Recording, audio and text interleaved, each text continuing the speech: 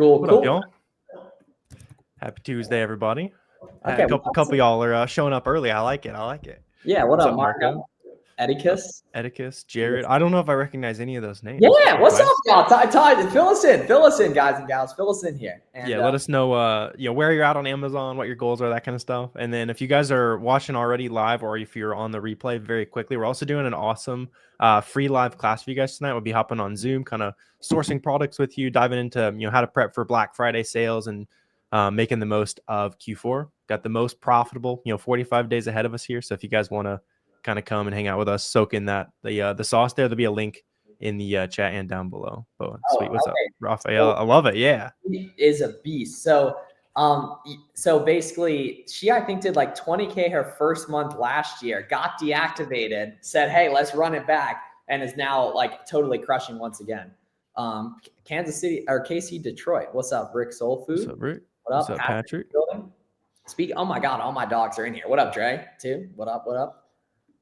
Okay, so all right, good question here from Jose. So newbie here, I'm hoping to find something that can be ungated from me, LOL. Amazon be asking for 100 to 400 unit ungates. Yeah, so we've seen 10 work for those. Largely though, stick to brands that are more just like beginner friendly, either auto ungate after hitting request approval and apply to sell, or that are 10 unit requirements. My favorite way to navigate this for beginners in 2025 is primarily focusing on auto ungates, as well as picking a brand or two that there's dozens or hundreds of items in that is a 10 unit gated item, and knocking that out as well. And then right when that ungate hits, you get access to a bunch of SKUs that aren't available to most beginners and selling auto ungates at the same time. And use that to get like your first 1, 2, 3K in sales, because once you knock out those, then you get, once you sell like 2K, 3K on Amazon, a lot more stuff becomes auto ungate as well. So like, for example, DVH VO5, like put in the ASIN I just put in the chat, go list that on your Amazon seller account. Don't fully list it, but go plug in that ASIN and then hit apply to sell and request approval. And you're going to quickly see that after hitting those, the key is most beginners forget to hit those. It's going to let you sell it right away, which means it's an auto ungate listing. Right there. And those are the types of stuff you should primarily sell, as well as picking like 1 10 unit gated brand like Gap, for example, or something along those lines, and just primarily focusing on storefront stocking for those as well. So literally last night I did an auto ungate sourcing call with my guys, and like a lot more stuff than we expected was auto ungates when we were looking at like toothpaste and tools and appliances and stuff, which was interesting. But don't sleep on auto ungates when you're a beginner, and then don't be afraid of gated items too, as well. As long as they're taking applications, you can rip those too. Yeah. And we're here to help too, guys. Like Warner's got awesome auto ungate sourcing content. I have awesome auto ungate sourcing content too. And then come to the free class tonight too. As well, we'll definitely cover some auto ungates on there too. Because while ungating obviously is a barrier for a beginner, it's not something you should necessarily think is like impossible or like be super afraid of or anything like that. And it should be something that you see as something that once you get done, you have it that other beginners don't. Armand. All right, Armand, it's been a little while, man. Right? So Armand is probably, he was here a couple weeks ago. Yeah, the most loyal live stream watcher maybe of all time. Actually, Armand, do you have any tips for beginner sellers? And do you have any goals you have for Q4? Let us know, like your last trailing. Yeah, what's your December goal? I know you've been crushing it lately, man. Let's see. Jared said he found an item. There's no buy box. Price is $30. You sent something to sell for $50. You're the only FBA seller on Amazon has none in stock. Are you going to get the buy box? If you're the only seller, then yeah. Especially if Amazon has nothing left. But yeah, just make sure that like there's a consistent pattern of Amazon being gone. You don't want them to like sell it 364 days and you stock it in the one day that they're out of stock. But it doesn't sound too bad to me. Rick's asking a question about when to stop sending products into Amazon. Yeah, so obviously, very important. Just because check-in times get a little bit slower this time of year. So if you have anything super like Christmas seasonal, you need to get that sent in ASAP to like really guarantee that it'll be checked in sometime in December. As far as things that you like, just really want to be checked in, that kind of thing, if you have like probably 10 days to comfortably FBA. And that's kind of stretching it even. If you can, like, FBM as much as possible after like the end of this week, to be honest. Look at that Bang. working. Right. Love it, Armand. I still remember when my dog was asking ungating questions. Low key, I don't, but I remember when you started, Armand. I think it was like middle or Q4 of 2023 is when you started. So I'm proud of you, man. Keep up the good work, family. Keep up the good work. 200K last 30 days. You'll love to see it, Armand. I think you got me beat by a little bit. Gangster. All right, there. Thanks, guys. Yeah. Hey, Rick Soul Food, man. It's our first time seeing your name in here, I think. Good to have you here, family. And obviously, we're happy to help here as well. So Ozai says, thank you. I really wanted to try Nature Made, but they're asking for 400 units. Is it worth the risk to try purchasing 10 units and submit that? I found so many good deals. Interesting. So what you could probably do, honestly, is see if there's any like $2 Nature Made items or $3 buy costs. Like a lot of folks will see Yankee Candle and think it's this like crazy ungate to do when there's literally $2 Yankee Candle products you could buy and knock out for cheaper than some 10 unit ungates, you know? And everything. But in general, I mean, probably not in terms of the doing 10 for it, but if there's a super cheap item you can buy even 100 of, even if it asks for 4, and you can probably get that to work, just submitting a bunch, or, you know, just stick to some other stuff, because the strategies to find the Nature Made items, you can use to find other stuff too, for sure. Yep. Said someone else needs 300. Yeah. You might be able to find a super cheap Burt's Bees item if you want. I would just personally use 10, Peter. You can get 10 of them for like $20 total and just submit it. Even if it takes 20 times, 30 times to get it approved with a 10-unit invoice, just go for it. So how are you finding profitable products? Margins are really low or non-existent. Yeah. So I think it comes with the question, right? So we both talk about like you need to make your profit. You're not going to find the profit, right? So you might find something that has a 10% profit margin, you know, pretty small, but then you go in and you see, oh, I can get a 10% discounted gift card. And, oh, I can add some cash back, and I can buy that discounted gift card with a credit card that has more cash back on it. Or there's a loyalty rewards program on that website, and I can use that to get a bunch of free inventory, right? There's a ton of different ways to, like, you know, kind of make those items profitable rather than just like looking around and kind of hoping that's the case. If you want to kind of dial in with us tonight, Kenny, you'll see basically how we're sourcing, making items profitable, that kind of stuff, and some sourcing methods that aren't on YouTube as well. So excited to dive in on that with you guys. Yes, sir. Not and request an invoice. We're having the same issue, not able to get ungated. So it's not that you're not able to get ungated, you just haven't yet. For the items you are ungated for, dude, if they're profitable, hell yeah, 100%, Francisco. Yeah. What up, Ed? Damn, why are there so many awesome new people in here today? Well, welcome. We do this every Tuesday. And more importantly, we've got the free live class tonight. So you guys should all tap in on that. But Ed, in terms of the abbreviations, honestly, like we can kind of spitball some here, basically, but just like honestly, just being in general, like you watch our free courses, you come to the free class tonight. But like Warner, so what do we got? ASIN is like a unique number given every product, Amazon standard identification number. BB is buy box. FBA, fulfillment by Amazon, shipping products off in bulk to the FBA warehouse. If you just go honestly on ChatGPT and say like FBA, BB, ASIN, and say like these are common Amazon FBA terms, give me some other ones. And yeah, the Boxy AI might be able to help you as well on that. Since the Boxy AI is like basically trained to be an Amazon seller, you can go lock in, kind of see what all those mean. But yeah, I mean, there's a lot of jargon for sure. You'll get through it in like a week or two, just like kind of being dialed in with the community, basically. Yeah, I'll even pull up a little screen share. I'll pull up a little screen share of a bunch of terms you guys can just screenshot and get familiar with too. Yep. See, Atticus said you're another newbie. Yeah, glad to have you here, man. Let us know if you have any specific questions we can answer for you. Let's see. Oza said, for the items that are suppressed, what do you do with those? The most recent you found was suppressed due to a high price. Yeah, so suppressed items just mean like usually Amazon's algorithm sees like Walmart has it for $10 or something like that. Those aren't your typical products. So you got a couple. Yeah, you should take a screenshot of that, Ed, and then anyone who wants to know some of the basic abbreviations. Yeah. But yeah, in terms of those like suppressed products, those are usually going to be stuff where Amazon temporarily removes the buy box, or the buy box is always gone because it's cheaper on another website or something like that, and a customer just has to manually pick who they're buying from. So those listings still sell. You just need to make sure generally that you're like the pretty close to the cheapest, if not the cheapest. When a listing has a buy box, you can make sales above the buy box pretty often. Got the other one here. Let's see. Oops. You can kind of see it. This was a very good game, by the way. Unfortunately, the boys lost, but it's a very good game. Y'all see Thomas Houck out there. Don't know what number he is, but very good guy. There was a D2 school that beat somebody who shouldn't have lost yesterday. Oh, Ohio State almost lost to a really low D1. Yes, sir. Yeah. Hey, thanks, Armand. So Rick, you start sending products back in like early January, basically. I mean, kind of the complicated answer is whenever your stuff stops being FBM friendly. But the big, the firm answer is like early January, basically.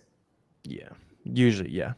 Sometimes it might even be, middle of December if it's something that you're not going to plan to sell like at a big spike during FBM season. If that price is going to stay consistent, and it helps you focus on ripping, stuff that's spiked in price FBM right now. So you just got your account approved, ready to start. I love it, Kirk. Yeah, glad to hear it.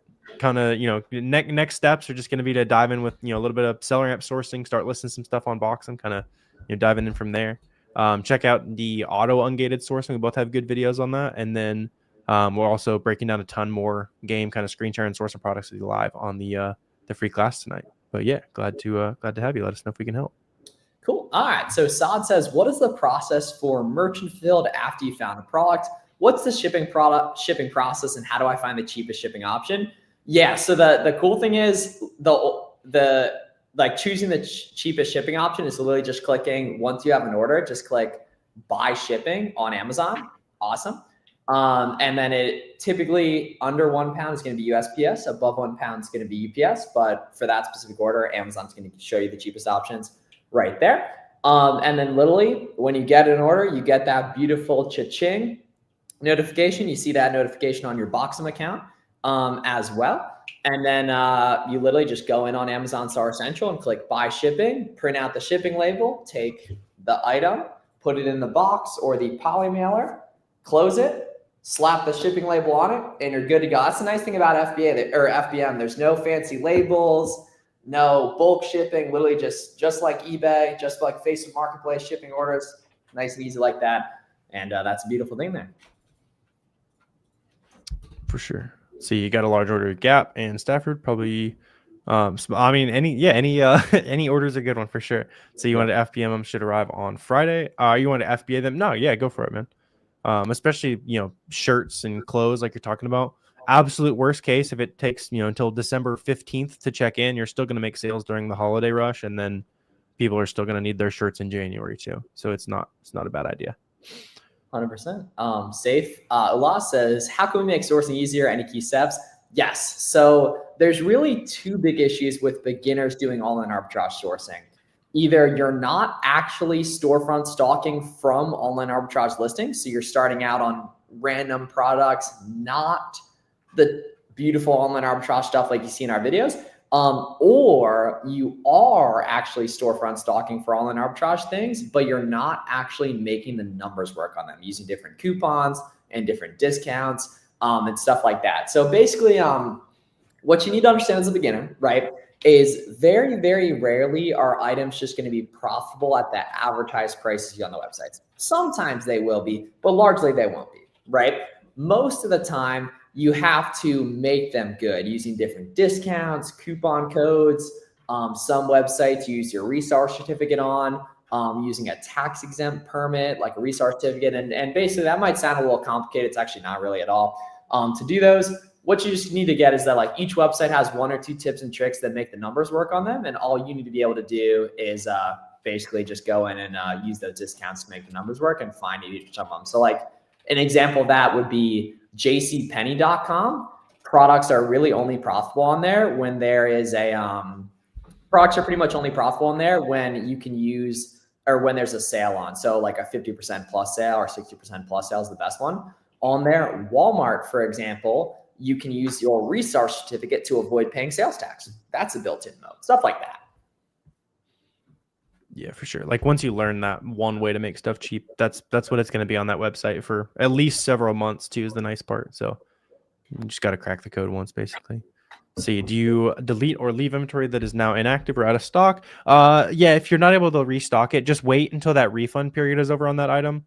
So most of the year it's going to be just wait 30 days. During Q4 it's going to be wait until the end of January because the return window gets longer.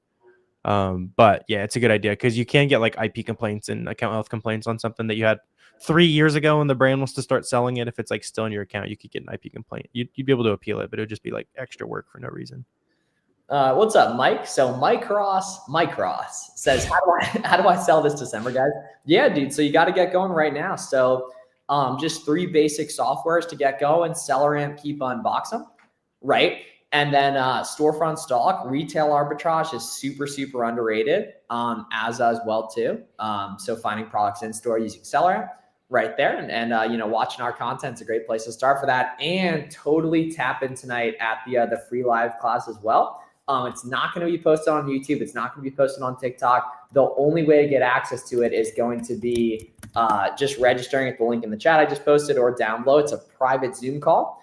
There's no recordings either. So it's a private Zoom class in about an hour and a half. We're going to get to put you guys on a ton of game. Yep. What's up, Nick? So where's some categories or items you wouldn't sell? Anything with like a crazy amount of returns, especially like early on. You know, at least be careful on. Especially stuff like electronics where it might be really expensive and you have to fight return cases and that kind of thing. You know, just in general, make sure you're, you know, sourcing lots of profit on stuff like that's going to have more problems. But honestly, I'll sell most things, but it's just a sliding scale of how much effort is this going to be? How many potential problems do I have? All right, I need more profit than the average item, basically. Yep. So El Mago says, I'm spinning a target invoice for grocery. Now it keeps getting auto denied. Shoot me a DM on Discord. I'll send you an auto deny guide for on game. That goes for any of you guys, obviously. Shoot me a DM on IG or Discord. Recommended capital, like 1 to 2K, Marco. What's the sauce? No one has asked that you're willing to spell. I mean, honestly, the biggest one that I see that just like really helps people win in this industry is just being active in the community and everything. This doesn't cost any money. It's just like being around other Amazon sellers, making friends with other Amazon sellers. And I just realized how dark it is with how early it is, and that breaks my heart. It sucks. It sucks. Yeah. I legitimately changed my. I woke up an hour early since the time change to get the same amount of sun, or you're gonna like you're gonna get depressed. It's a good practice for all of you guys if you are also a sun loving person.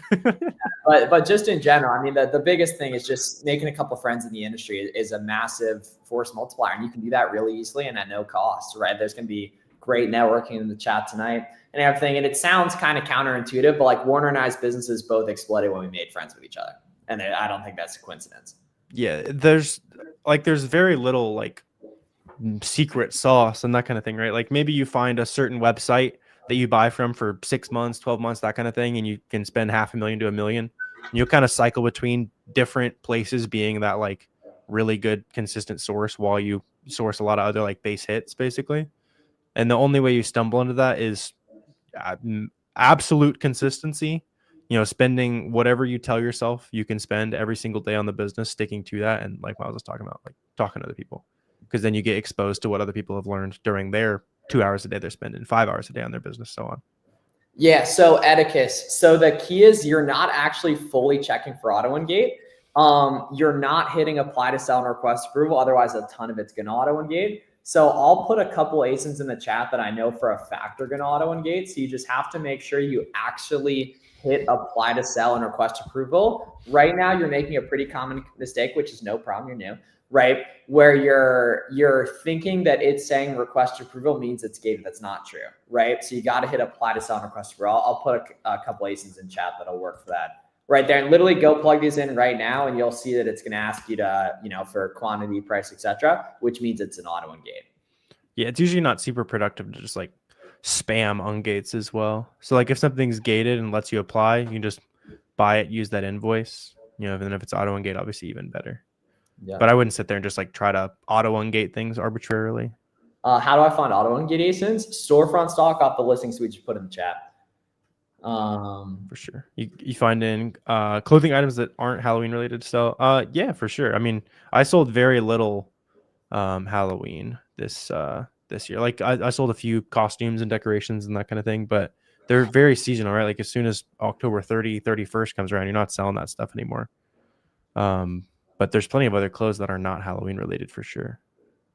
Do you buy from the Sierra website? Oh, dude, hell yeah, that's a good site. Sometimes for sure, yeah. Yeah, they own TJ Maxx. Yeah, those can be like a good category of websites. You'll never build consistency on stuff like that because they're like closeout stores or clearance stores, but they are easier to source just because the prices are lower. They're trying to move stuff. Sierra, there's lots of other like places like that, like closeout online type stores. So really good question from Ed here. So he says, do you guys do this full time and not work a standard 9 to 5? Yes, but we've been doing it for a while. It's not the kind of thing you can just start right away from the get-go. And there's literally no business you can start that requires that like you could do full time right away from the get-go, unless, you know, it's like a service business and you have no expenses, you know what I mean? And like want to commit to doing it for years. Like this is the kind of thing you start as a side hustle, you learn, you grow, you get in the mix, you figure out if it's something you want to commit to for a while. And then you make a decision based on that. So Ed, you should totally come to the free class tonight. So we don't currently have 9 to 5s. We have a bunch of buddies that do this part-time while working their 9 to 5. Some of them are completely able to quit their 9 to 5. They just like having 2 income streams. And some of them have made that jump where they are able to be full-time sellers now and not need the 9 to 5. For sure. If Amazon's on the listing, should you always skip? Not always. You can look at the data offers on Keepa and see if there's sales going to other third-party sellers. Because sometimes even if the buy box stats show that's like 100% to Amazon, there can still be sales to third-party sellers because buy box stats are regional. So you might see, in New York, Amazon is always making the sales, but that buy box stat might not account for Nebraska where the warehouse goes out of stock and other third-party sellers are making sales. As a general rule, it's safe to stay away from, but a lot of sellers are skipping gold doing that. Yeah. What shipping services? Yeah. So for FBA, always UPS. Just through box them nice and easy. And then FBM for items under 1 pound, typically USPS. Items above 1 pound, typically UPS. But it just completely depends on the specific product. You just buy whatever's cheapest on Amazon there. Yeah. Yeah. Jessica, I think gift cards, and then there's probably a rewards program and maybe a credit card. I think there's a catch-all. Isn't there a catch-all? Oh, I hope there is. I'm gonna pull up Sierra right now. Yeah. Could be thinking of a different site. Yep. Cool. All right. And then guys, I know we typically are on for longer, but we do have to get ready for the free class going down in about 1 hour and 20. So we'll see you guys soon. Get registered for that. The link in the description. We'll put a link in chat as well. It's go.thefbaroadmap.com/register. And we'll see you guys in a little bit. Y'all have a great day. So 7 p.m. Eastern tonight. Mark your calendar. It's a live Zoom call. It's not going to be posted on YouTube. Register at the link in the description. We'll see you guys there. Let's get it. Absolutely. See you guys soon. Thanks, y'all.